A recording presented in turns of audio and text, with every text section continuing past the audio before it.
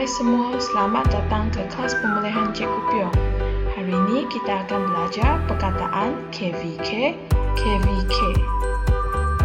Untuk sesi pengajaran pada hari ini, kita akan membuat aktiviti mengeja, membaca, bacaan bergrade iaitu ayat dan juga permainan kecil tic-tac-toe. Untuk set induksi, kita akan membuat latihan pergerakan mata dari kiri ke kanan, ke kiri ke kanan. Cikgu boleh mengulang beberapa kali mengikut kesesuaian cikgu. Dan konsep pengajaran yang digunakan untuk sesi pengajaran pada kali ini adalah kaedah tematik dengan bertemakan sekolah. Aktiviti pertama, marilah kita mengeja perkataan KVK bersama-sama. Perkataan pertama yang kita akan belajar pada hari ini ialah pensel. P-E-N, pen, S-E-L, cell, pensel. Perkataan kedua ialah kertas. K-E-R, ker, T-A-S, tas, kertas. Untuk perkataan yang ketiga ialah dakwat. D-A-K, dak, W-A-T, wat, dakwat. Untuk perkataan yang keempat ialah sampo. S-A-M, sam, P-U-L, po, sampo.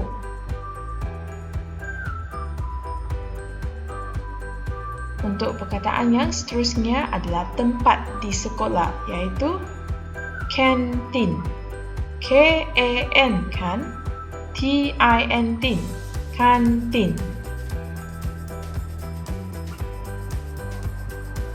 Untuk perkataan yang terakhir adalah tandas.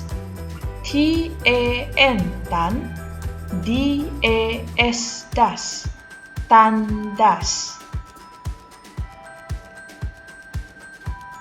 Jadi, selepas guru memperkenalkan ke-6 perkataan KVK yang kita akan belajar pada hari ini, cikgu boleh membahagikan perkataan-perkataan ini kepada dua kumpulan, iaitu kumpulan alat tulis yang terdiri daripada pensel, kertas, dakwat dan juga sampo. Kategori kedua ialah tempat-tempat di sekolah, iaitu kantin dan juga tandas. Untuk aktiviti yang kedua, iaitu mari membaca. Selepas guru memperkenalkan ke-6 perkataan, guru-guru boleh menjalankan aktiviti membaca dengan murid dan murid-murid boleh membaca mengikut kategori, tempat dan juga alat tulis yang bertemakan sekolah. Contohnya untuk kategori alat tulis terdiri daripada pensel, kertas, dakwat dan juga sampo. Manakala untuk tempat-tempat di sekolah, dua perkataan ialah tandas dan juga kantin. Cikgu juga boleh mengulang beberapa kali mengikut kesesuaian dan tahap penguasaan murid. Aktiviti pembelajaran diteruskan dengan bacaan bergrade. Dan bacaan bergrade yang pertama ialah pensel. Ini pensel. Yang kedua, ini pensel saya. Saya guna pensel saya. Yang kedua ialah kertas. Ini kertas. Ini kertas saya.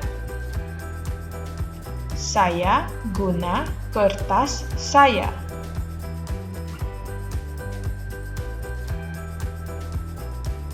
Yang ketiga ialah kantin.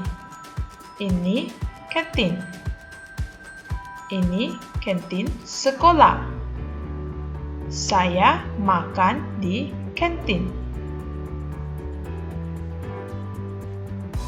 Selepas guru menjalankan aktiviti bacaan bergrade, guru-guru boleh teruskan sesi pembelajaran dengan menjalankan permainan kecil untuk menguji tahap pemahaman dan penguasaan murid terhadap isi pembelajaran pada hari ini. Manakala sebelum memulakan permainan kecil, cikgu-cikgu boleh menjalankan sesi ulang kaji bersama murid-murid untuk menguji sama ada murid-murid telah menguasai keenam-enam perkataan. Jadi, perkataan KVK yang telah dipelajari pada hari ini ialah pensel, kertas, dakwat, sampul, kantin dan juga tandas. Murid-murid boleh disoal untuk mengeja, membaca ataupun menulis perkataan-perkataan KVK ini. Sekiranya murid telah bersedia, cikgu boleh teruskan dengan aktiviti permainan kecil iaitu tic-tac-toe. Jadi untuk memainkan permainan ini, murid-murid akan dibahagikan kepada dua kumpulan, iaitu kumpulan pertama, kumpulan bulat, dan kumpulan yang kedua ialah kumpulan pangkar. Jadi, untuk memulakan permainan ini, cikgu boleh menyoal murid sama ada untuk mengeja, membaca ataupun menulis perkataan berdasarkan gambar pertama yang ditunjukkan, iaitu gambar pensel. Jadi, sekiranya kumpulan bulat dapat membaca perkataan pensel, maka mereka dapat membuat bulatan di mana-mana petak. Contohnya, petak 5. Dan sesi permainan akan diteruskan dengan soalan seterusnya sama ada cikgu akan menggunakan gambar yang kedua ataupun teruskan dengan gambar pertama. Tapi dengan menggunakan teknik penyoalan yang berbeza. Contohnya untuk menulis perkataan pensel. Dan kali ini kumpulan pangkar dapat menjawab soalan kedua. Maka mereka akan membuat pangkar di mana-mana petak yang mereka ingin. Dan permainan akan diteruskan sebegini dan sekiranya kumpulan bulat dapat menjawab soalan yang ditujukan, maka mereka akan membuat satu bulatan di petak yang mereka ingin. Dan contohnya untuk soalan yang terakhir, kumpulan bulat juga dapat menjawab, maka mereka akan membuat petak yang membolehkan mereka memenangi pusingan ini. Maka kumpulan bulat akan menang.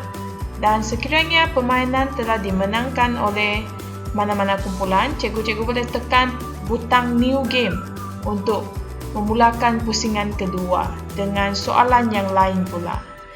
Jadi, ini adalah satu permainan kecil yang dapat menguji murid secara didik hibur.